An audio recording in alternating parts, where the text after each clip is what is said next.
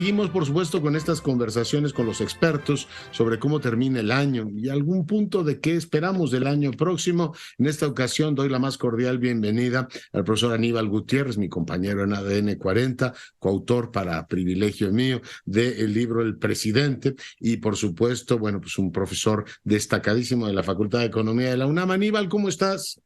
Muchas gracias, Leonardo. Muy bien. Y antes que nada, que sea un buen año lo que sigue hacia adelante y pues esperemos que también se traduzca en nuestras cifras económicas.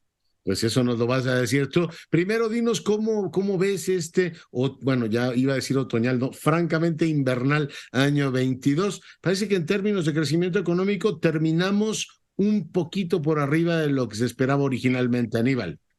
Sí, efectivamente, la tónica del año ha sido que se han mantenido o han aparecido alguna mejoría en los principales indicadores de crecimiento. Sin embargo, todavía no es un crecimiento que nos dé una perspectiva de que vendrá una fortaleza económica hacia adelante. E incluso si nosotros tomamos, considerando todo el impacto de la pandemia, que el periodo 18-23, con la estimación que hay no solamente para el cierre de este año, que estaba en 2,4 y puede ser un poco por arriba, sino el del 23 en 3,0 de crecimiento, en el sexenio tendríamos apenas un crecimiento de 0,3%, estaríamos estancados, no nos alcanzamos a recuperar.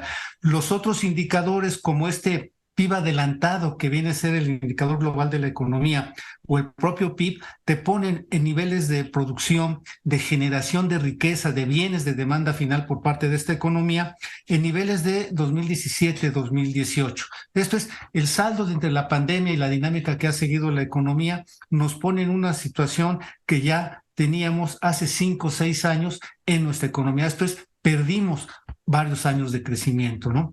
¿Y Y qué esto le pasa? también, sí. ¿Qué le pasa a la economía mexicana? Porque en algunos casos, mi querido Aníbal, pues hay una diferenciación clara. Estamos integrados al mercado de América del Norte, somos socios de americanos y canadienses, y sin embargo, en términos de comportamiento en gran tendencia, la economía mexicana se comporta como cualquier otra economía latinoamericana, ¿no? Crecimientos mediocres, la trampa del ingreso medio, no logramos salir del ingreso per cápita que teníamos en los últimos años. Hay economías como la sudamericanas que dependen más de los productos básicos. Nosotros tenemos un sector exportador más diversificado y más sofisticado, pero no logramos romper, digo, la cuarta transformación se vendía como la que iba a romper con estos crecimientos, como los llamaba, mediocres, de la época neoliberal del 2%, pues resulta que no podemos. Y la pregunta sería, ¿somos una economía latinoamericana como cualquier otra, a pesar de la vinculación que tenemos con los Estados Unidos, Aníbal?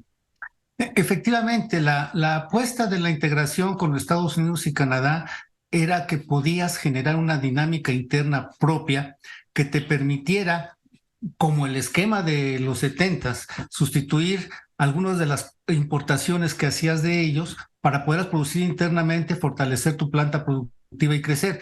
Pero acabamos precisamente en el temor que había cuando la discusión de los 80 de que prácticamente estamos maquilando. Una buena parte de la producción manufacturera nuestra está vinculada a la dinámica del consumo y la inversión de Estados Unidos. Hay un comercio intrafirma importante. Buena parte de los insumos con lo que construimos aquello que vamos a venderle a Estados Unidos lo estamos trayendo de allá. Importamos buena parte de la maquinaria, pero no solamente eso, importamos los insumos con los cuales vamos a armar los productos finales que van a Estados Unidos. Esto hasta ahí se ha quedado y no ha logrado irradiar hacia otros sectores internos, no ha habido los apoyos ni la estrategia industrial importante para poder garantizar que hubiera una complementación interna y que pudiera así tener un impacto más multiplicador de esto. Sin embargo, con todo y eso sí tenemos este sector externo manufacturero vinculado a la economía de Estados Unidos, que es la que nos da capacidad de crecimiento en momentos como los que hemos vivido. Si nosotros revisamos las cifras, vemos que tanto la inversión como la actividad industrial en particular, fíjate que están vinculados de manera muy fuerte a las importaciones que están vinculadas a la producción de equipo de transporte. Y esto no es más que parte de este comercio intrafirma y parte de lo que les estamos exportando a ellos. No ha habido una facilidad para crear más empresas acá. Y al respecto, vale la pena señalar que así como decimos un país partido en dos, ¿sí? Donde tenemos un norte más desarrollado que el sureste, así también tenemos nuestra estructura económica. Fíjate que tenemos toda una innumerable cantidad de pequeñas unidades económicas que realmente están en una economía de sobrevivencia y una mínima parte de grandes y medianas empresas con capacidad para crecer y generar valor agregado. De hecho, buena parte de esto es lo que nos dicen, por ejemplo, luego los censos económicos, donde tú tienes que de cada 100 empresas, prácticamente en ese rango de 90 a 95, que es histórico, son empresas micro, son empresas que ocupan de 0 a 10 personas, ¿no? Sí, lo cual sí, bueno, pues te da una, digamos, capacidad de crecer o de desarrollar la estructura empresarial muy limitada. Pero preguntarte entonces, cuando uno ve la balanza comercial y compara lo que este país exportaba e importaba en los 90 a lo que hoy exportamos e importamos, estamos hablando de $1 billón. En un año es impresionante lo que es la economía mexicana. Convive con una estructura, en este caso particularmente en el sur, sumamente tradicional. Tú hablabas de las unidades económicas, tú mismo me enseñaste que, por ejemplo, en Guerrero, en Chiapas, en Oaxaca, el 80% de la población económicamente activa está en la informalidad laboral y luego tienes pues que la mayor parte viven o de un sueldo del gobierno, el principal empleador en Chiapas es el gobierno, o de transferencias gubernamentales. Estamos condenados también en alguna especie de maldición bíblica, mi querido Aníbal, a ser un país partido, es decir, a ver, hay un sector de la economía que funciona, está vinculado con el exterior, paga impuestos para subvencionar al otro México que está condenado a vivir. Yo no digo que no haya que ser solidarios, pero dices, en algún momento habría que romper, ¿no?, este nudo gordiano de poblaciones que hoy viven de transferencias gubernamentales y sus hijos vivirán de transferencias gubernamentales y probablemente sus nietos tengan una vida así. Es decir, tener esta especie como de predestinación histórica a vivir en la informalidad, con un ingreso precario y con apoyos gubernamentales. Aníbal, esos dos Méxicos, digamos, ¿cómo romper ese nudo gordiano? Mira, esta ha sido una de las grandes discusiones alrededor de este problema duro, ese núcleo duro de la economía mexicana, los grandes problemas estructurales que no se ha podido romper y se han intentado experimentar distintos esquemas, tanto sociales como productivos. Sin embargo, hay que recordar que durante los últimos años lo que ha sido el apoyo directo al fomento de creación de nuevas empresas, nuevas capacidades, sea por la parte económica o por la parte social, se ha ido abandonando. Esto es, una estrategia central que en algún momento se adoptó fue, primero, identificar la vocación y las capacidades productivas en todos estos territorios para ver qué efectivamente se podía hacer. Luego, dotar de habilidades a la Llevamos población. 30 años identificándolo, Aníbal. Pero más o menos hay un mapa conocido de qué se puede hacer ahí, pero no hay los apoyos ni la política pública directamente dedicada a fortalecer esto. Por ejemplo, vamos dando bandazos. Recordarás que en la última administración, y precisamente para el sur-sureste, se hablaba de recuperar lo que eran las zonas económicas especiales o exclusivas, ¿no? Donde iba a entrar inversión pública muy fuerte, acompañada de la privada, para crear condiciones para el desarrollo. Después esto cambió y lo único que se hizo fue en las fronteras, en esta administración, reducir determinada carga impositiva y ya.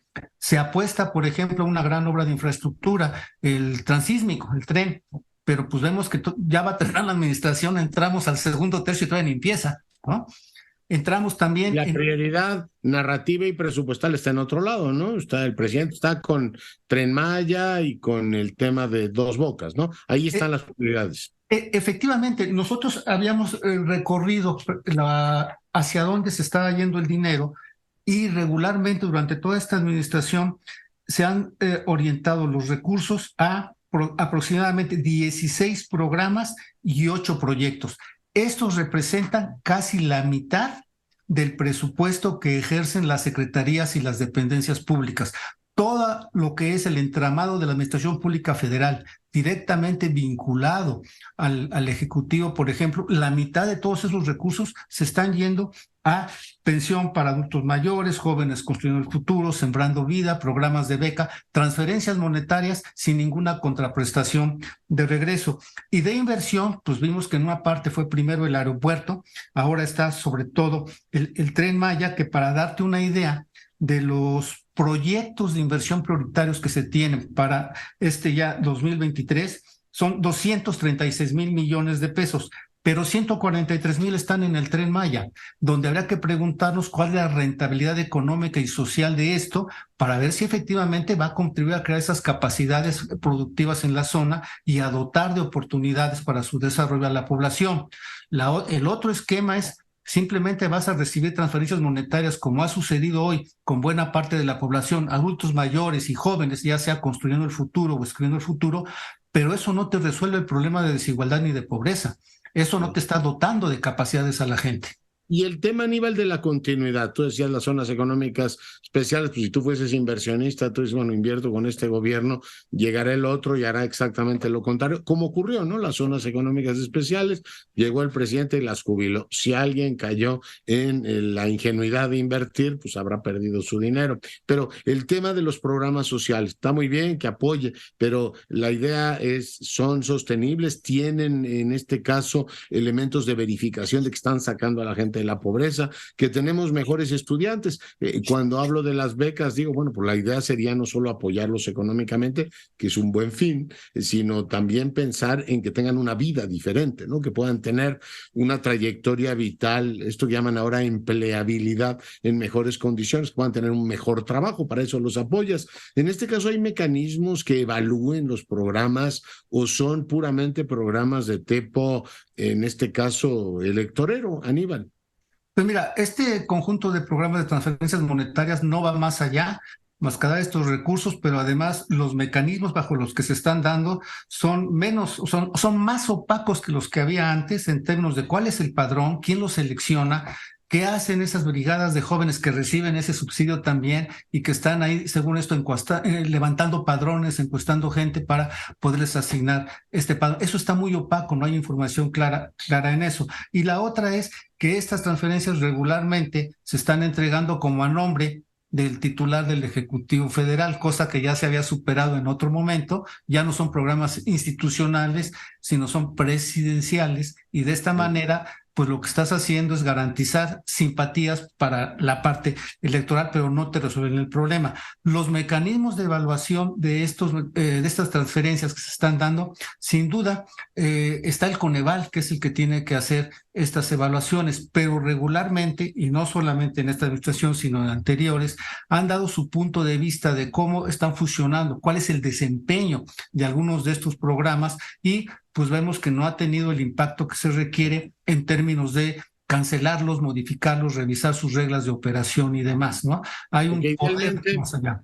Alguno de los jóvenes construyendo futuro, ya deberíamos tener un grupo de aprendices que hayan subido en la escala salarial y salir de esto que también nos has enseñado, de esta especie de paradoja del talento, es decir, todo el mundo se concentra en trabajos de menos de 2 salarios mínimos, y poder entrar, poder demostrar que ese programa habilitó a muchos jóvenes para hoy tener ingresos de 5, 6, 7 salarios mínimos, igual que los becarios, pues que nos dijeran que algunos ya están pues estudiando en alguna universidad de élite, o que alguno de ellos ha tenido, digamos, un cambio en su vida. No creo que haya riña con ayudar a los que menos tienen, sino la idea es ayudarles a que cambien su vida. Por eso subrayaba el tema generacional. No es mantener las cosas como están, sino tratar de cambiar vidas, Aníbal. Efectivamente, y de hecho hoy todo lo que tú ves alrededor de la política social, la política de empleo, el discurso está encaminado a vida digna y empleo digno. Esto es, que tengas calidad de vida y calidad en tu trabajo. Para esto sí requieres esos apoyos, sobre todo para una buena parte de la población, de capacitación e formación, y una salida atractiva en la parte del empleo, que es lo que no se ha venido fomentando. Entonces, hoy lo que tenemos es que efectivamente los empleos que se están creando son, como se dice ahora, los que generan escaso valor agregado. O sea, buena parte son servicios informales, comercio informal, que es donde se están ubicando muchos de estas nuevas generaciones. Meseros, asistentes, los que ayudan en las tiendas, ¿no? Exactamente. Exacto, esa es andas de chalán todo el tiempo, pero no tienes ninguna aspiración y ningún mecanismo para poder mejorar tus capacidades, y sobre todo con quién y cómo insertarte, ¿no? Y de hecho, 38 millones de personas ganan menos de 2 mínimos, Aníbal. Efectivamente, y ha habido una cosa interesante, te voy a dar la comparación 18-22. En términos de salarios mínimos, hay que recordar que ha crecido muchísimo el salario mínimo. Lo veníamos haciendo desde la administración anterior. Recordaremos ahí todas las campañas que hubo, el papel de nuestro amigo Ricardo Becerra impulsando todo esto, por ejemplo, pero era una parte concertada. Hoy lo que tenemos es un aumento del salario mínimo que ronda el 60% frente a un crecimiento del salario base de cotización del IMSS de solo 10% en el periodo 18-22. O sea, no ha jalado a los demás. Entonces, ¿qué ha pasado? El salario mínimo hoy apenas está arañando las condiciones para comprar tu canasta básica. Por eso también vemos que por la inflación, la pobreza laboral, esto es que tienes un empleo, tienes un ingreso, pero no te alcanza para comer, es del 40% de la población ocupada. Ahí está la informalidad y el deterioro salarial. Pero en su conjunto, antes tú tenías en 18, de cada 100 mexicanos ocupados, 16 ganaban hasta un salario mínimo. Hoy son 31. Más de uno y hasta dos, 28 ganaban este rango. Ahora son 33. ¿Y qué estamos viendo? Que en su conjunto, los que ganan de 0 hasta 2 salarios mínimos han aumentado en 10 millones de personas, pero los que ganan más de 2 salarios mínimos también se cayeron, 10 millones de personas. Hubo un corrimiento hacia abajo. Insisto, una de las cosas que mencionamos desde un principio, Leonardo, recordarás, es que la igualación en este caso era hacia arriba y no hacia abajo. Y lo que estamos viendo es que, por ejemplo, si antes tú tenías en el rango de 3 a 5 salarios mínimos a 13 mexicanos de los que estaban ocupados, hoy tienes a 4. ¿A dónde se fueron? Se fueron para abajo, ¿sí? Tomaron la resbaladilla sin proponérselo, ¿no? Oye, en términos de inversión, ¿cómo ves las cosas? Ha habido un comportamiento de la inversión extranjera, decir que, bueno, la mirada de las grandes empresas parece una mirada muy benigna sobre lo que ocurre en México. El sector financiero está muy contento, los bancos, y bueno, una buena parte de las grandes empresas multinacionales asentadas en México parece que les va bien, no han tenido demasiados conflictos con el ejecutivo, ni con las reglamentaciones, ni nuevas leyes, pero parece que en la inversión en este caso fija bruta, la inversión nacional, las cosas no han podido despegar, Aníbal. Es el 4º año de gobierno, ya parece pues difícil que se piense en grandes proyectos, en impulsar la inversión en un sexenio otoñal, pero ¿qué explicación tendrías? O sea, ¿cómo se ha comportado este año y hacia dónde se movería el año próximo, Aníbal?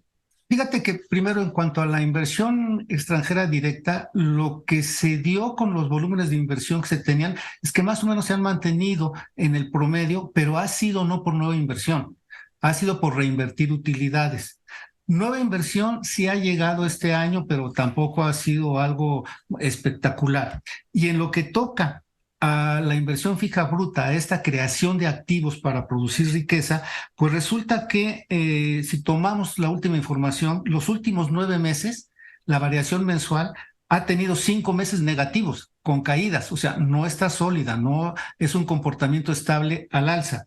Y en la anual resulta que enero era de 8.3% su crecimiento y ahora septiembre presenta un crecimiento anual de 4%. Se está desinflando. Me parece que aquí, entre la inversión nacional y la inversión extranjera, pese también, como en otras administraciones, compromisos de inversión que se hacen y grandes anuncios, lo que han sabido hacer es una estrategia de negocios desde mi punto de vista interesante, pero no novedosa. Simplemente han ido flotando. Ahí se la han llevado, no han arriesgado más, pero tampoco han buscado perder.